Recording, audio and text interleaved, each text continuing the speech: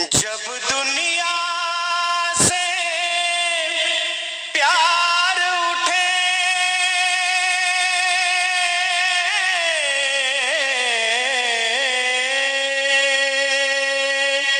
जब दुनिया से प्यार उठे, नफरत की दीवार उठे, माँ की ममता पर जिस दिन बेटे की तलवार उठे,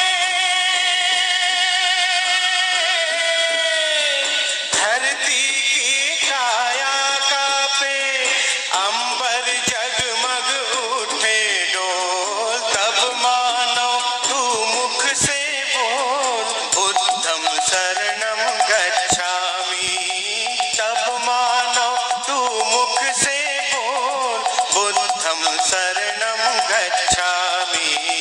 बुद्धं शरणं गच्छामि, धम्मं शरणं गच्छामि, संघं शरणं गच्छामि।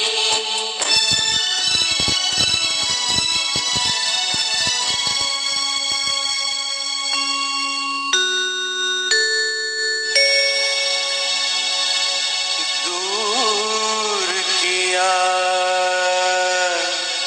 जिसने जन जन के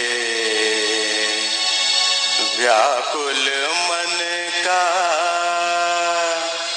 अंधियारा, जिसकी एक किरण को छूकर चमक उठा ये जग सारा।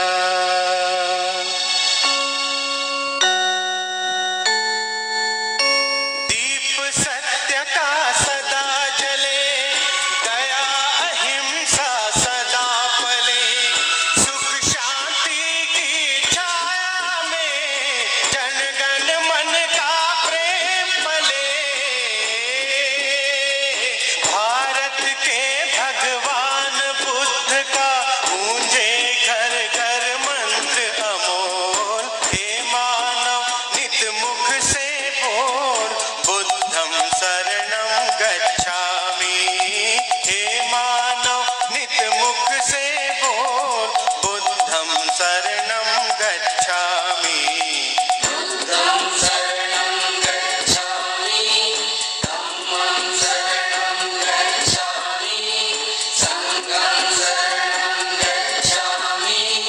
बुद्धं शरणं गच्छामि, धम्मं शरणं गच्छामि, संघं शरणं गच्छामि। बुद्धान धर्मामध्ये जो दारू पितो तो स्वतःचं थडगं खणतो, हे सर्व वाईटमध्ये आहे ना.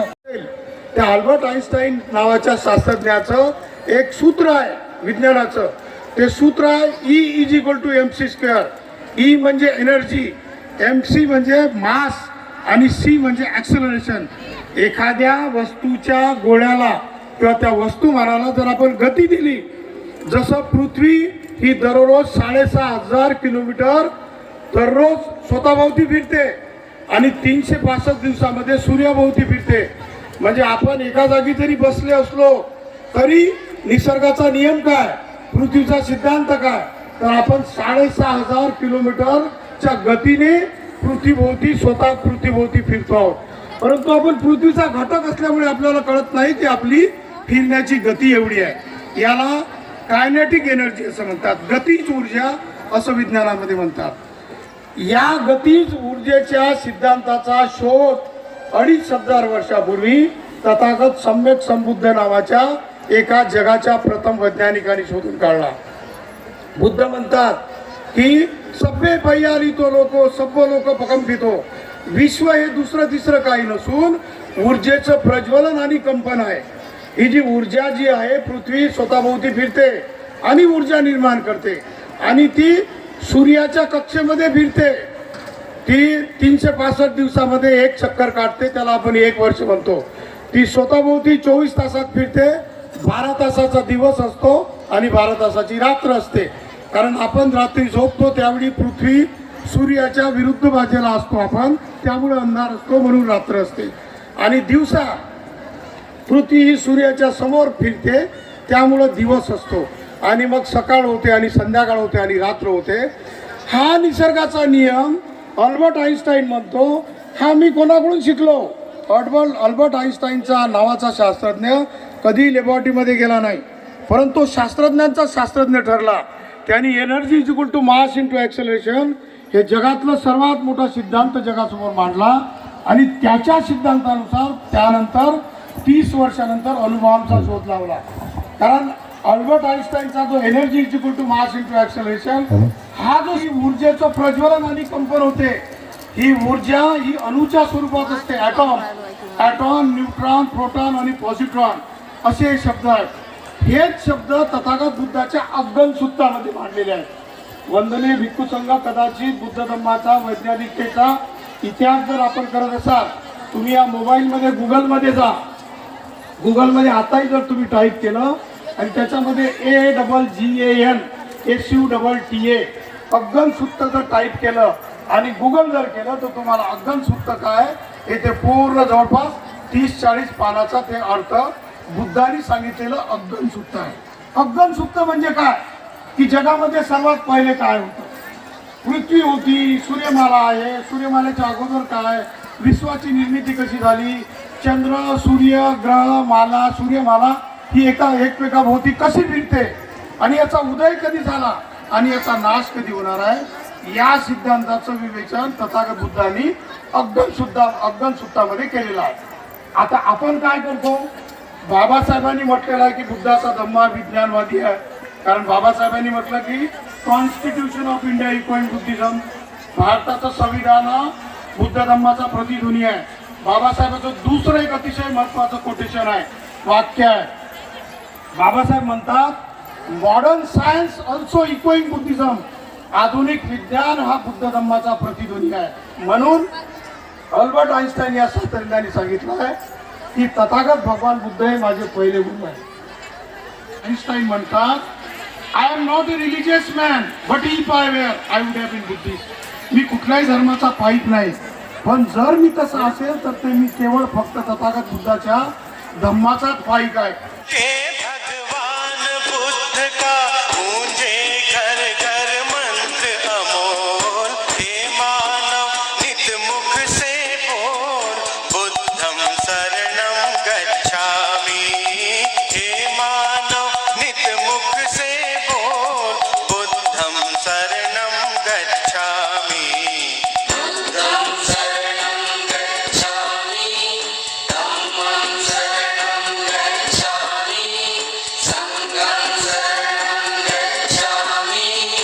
बुद्धं शरणं गच्छामि, धम्मं शरणं मला आमंत्रित करतो आणि 29वी भव्य धम्म परिषद आजपासून सुरू झालेली आहे.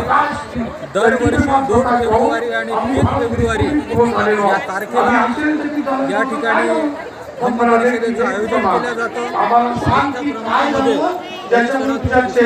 त्याप्रमाणामध्ये बुद्धाच्या चेहऱ्याच्या धम्म परिषदेचं आयोजन पूजनीय वास्तवीर सुमित महाथेरो हे करीत असतात. मोठ्या प्रमाणावर उपासक या ठिकाणी येत आहेत. यावर्षी कोरोनाचं संकट असल्यामुळे संपूर्ण उपासकांना पूजनीय सुमित गोरंटे यांनी एक निवेदन केलेलं आहे की यावर्षी आपण जास्त गर्दी करू नये, परंतु तरी सुद्धा उपासक या ठिकाणी आपल्या मोठ्या प्रमाणामध्ये पाहायला मिळत आहे. आमचे जनसंवाद न्यूजच्या प्रतिनिधींनी या ठिकाणी येणाऱ्या उपासकांशी संवाद साधलेला आहे. तो संवाद आपण या निमित्ताने पाणीमध्ये आहे. चक्षुंड पाणी म्हणजे चक्षु म्हणजे डोळे. यवतमाळ आपण म्हणतो एखादी येथील गोष्ट खूप दिसतच नाही. घरामध्ये एखादी स्वयंपाक करत असताना सांडशी दिसत नाही. बाई परेशान म्हणजे ते सांडशी कुठं ठेवली दिसतच नाही. एकदम सापडते, आनंद होते. परत आता बाई कुठं नसते दिसत असतो. बुद्धाचं असं झालं. बुद्ध म्हणतात की बुद्ध झाल्यानंतर काय होतं तर आपला दृष्टिकोनच बदलून जातो. कोणता दृष्टिकोन बदलतो? अरे समोर तुमच्या राक्षस येऊ का माणूस येऊ की ब्राह्मण हो की क्षत्रिय हो की शूद्र हो किंवा पुरुष हो कोणी त्याच्याविषयी फक्त प्रेमच प्रेम मैत्री करुणा म्हणजे धार्मिकता त्याला ओथंबून जातो आणि माणसाचा विचार करण्याचा दृष्टिकोनच बदलला त्याला बुद्धांनी सम्मादिट्ठी म्हटलेला आहे बुद्ध सम्मादिट्ठी मग पुढे सांगतात की चक्कुंडपाणी म्हणजे काय होते सम्मा संकल्प जगण्याचा संकल्प बदलून गेला पूर्वी मला असं वाटायचं की मी आज जिल्ह्याचा प्रमुख आहे माझ्याकडे एक गाडी आहे आता आणि हे चक्षु उत्पादित झाले माझा जगाकडे बघण्याचा दृष्टिकोन बदलून गेला जसं मला एखादी सोन्याच्या खालीचा झोप लागला आणि माझा तोंडून वाक्य निघालो वा वा वा किती मोठं भांडार दिसलं कशाचं भांडार दिसलं ज्ञान उत्पादन कोणतं ज्ञान तर मला प्रत्येक चमत्काराचं ज्ञान प्राप्त झालं ही कारणाशिवाय कोणती गोष्ट घडत नाही आणि दुसरी गोष्ट डिपेंडंट ओरिजिनेशन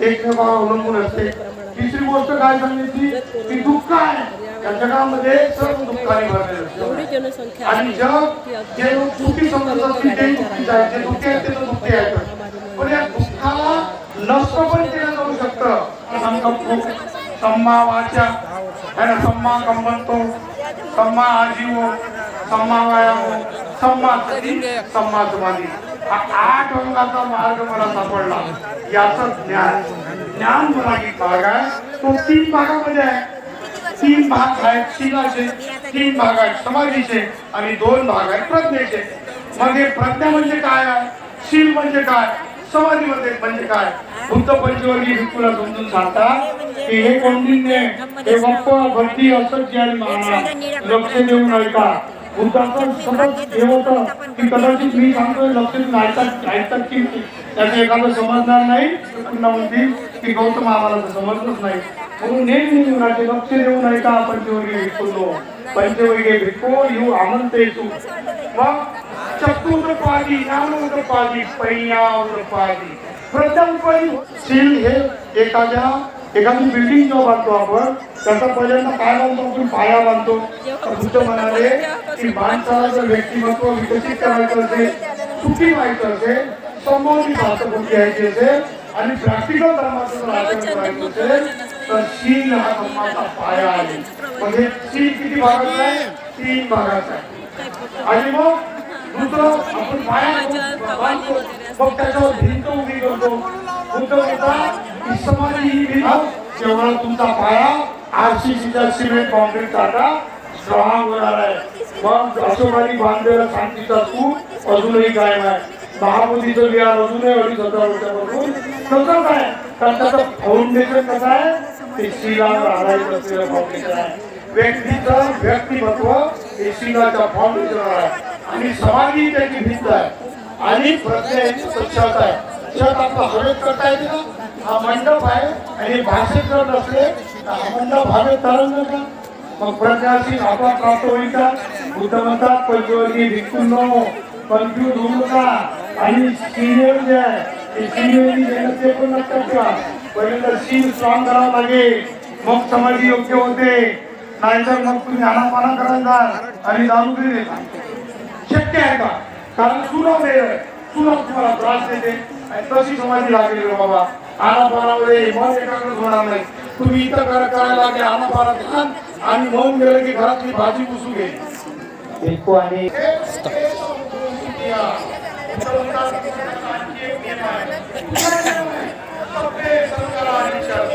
जगामध्ये जे जे काही निर्माण होतं ते नष्ट होतं जगामध्ये कोणतीच अशी गोष्ट नाही की जी उत्पत्ती झाली ती नष्ट झाली नाही जे जे निर्माण होईल ते चंद्र सूर्य तारे माणूस व्यक्ती स्त्री पुरुष धन संपत्ती वृक्ष काही परिषदेला 29वी परिषद आहे तर आतापर्यंत मी उपस्थित नव्हतो प्रथमच 29व्या परिषदेला मी प्रथम उपस्थित झालेला आहे इकडला धम्मचळवळ बघून अतिशय आनंद झाला आणि बाबासाहेबांनी दिलेला महान धम्म प्रॅक्टिकल घरोघरी पोचवण्यासाठी प्रत्येक कुटुंबाचं काम आहे तसं इकडे आदर्श बौद्धमय निर्माण झालेला आहे धम्म घराघरामध्ये प्रत्येकांना सारा भारत व्हायला उशीर लागणार नाही. ज्ञानोपयोगी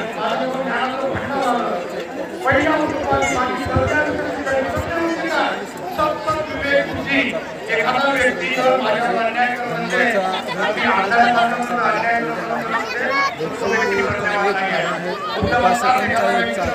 आणि हे धम्मरथ पुढे नेण्यासाठी सर्व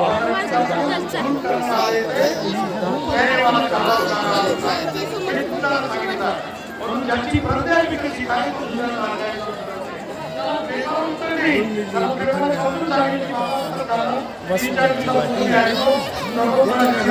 या परिषदेसाठी दरवर्षी येत असतो. पूज्य भदंत सुरेश भोजी महास्तर हे आमचे दीक्षागुरू आहेत. या धम्म परिषदेचा कोणत्याही धर्माचा प्रचार प्रसार केला तर तो पुढे जातो. लोकांना त्याचं मार्गदर्शन माहीत असल्याशिवाय लोक त्याचं आचरण करणार नाही. हे आचरण धर्माचा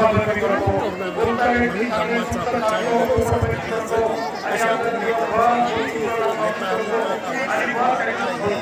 बुद्धाचा धम्म भगवान बुद्धाने जो प्रचार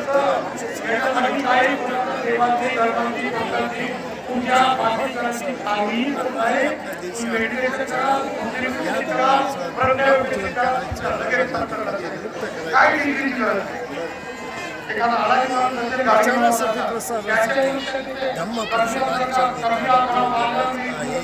या धम्म परिषदेतून माणसं घडवण्याचं काम होते. इथं माणसं बनवतात त्याच्या विचाराप्रमाणे. जर आपण पाहू गेलं तर जगाच्या पाठीत सगळे कारखाने आहेत. एनर्जीचा कारखाना, साबणाचा कारखाना, वेगवेगळे कारखाने दिसतात. पण माणसं बनवण्याचा कारखाना जगाच्या पाठीवर एकानेच टाकला आणि तो म्हणजे भगवान बुद्धाचा. हा कारखाना इथं माणसं घडवल्या जातात आणि जे माणसं घडवतात ते दुःखात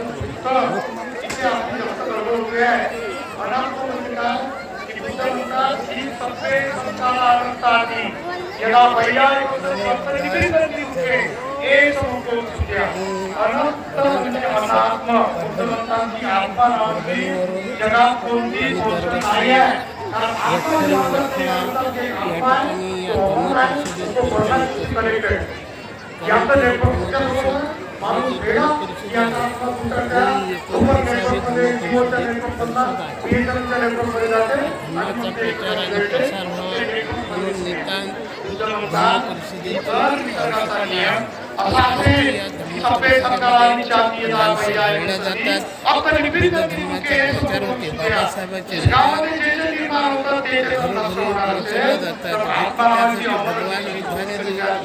आदेश दिला. जरत भिक्कवून चारिकम बहुजन हिताय बहुजन सुखाय लोकानुकंपाय.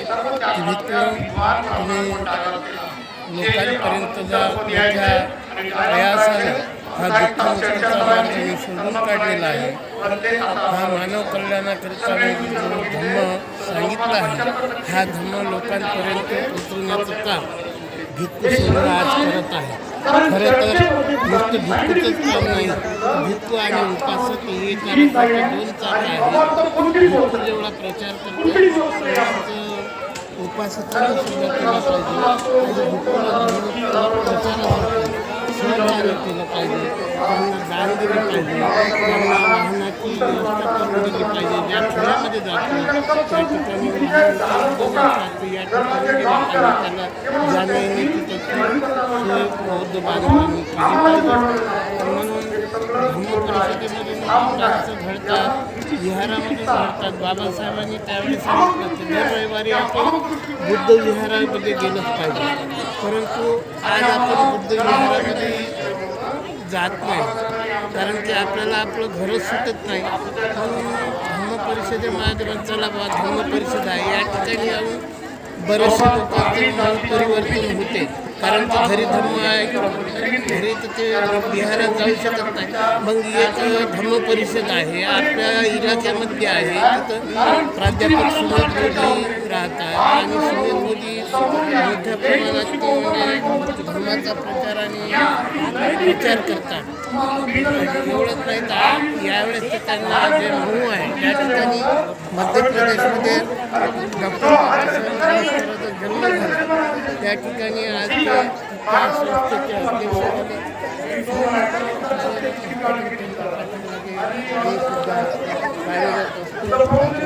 शांती गुरु आहे.